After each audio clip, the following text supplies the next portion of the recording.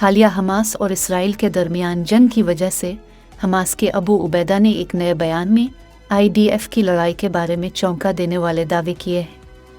अल-कस्साम brigades के तर्जुमान अबू उबैदा के मुताबिक जंग के आमने सामने के दौरान इसराइल IDF के फ़ौजियों को हमास के फ़ौजियों के सामने इल्तिजा करते हुए सुना गया।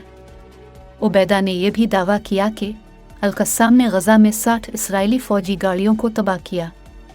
उन्होंने कहा कि जब इसराइल अपनी तबाहशुदा गाड़ियों को खींचने से कासिर होता है तो वो अपनी नाकामी के निशानात मिटाने के लिए आसमान से उन पर बमबारी करता है।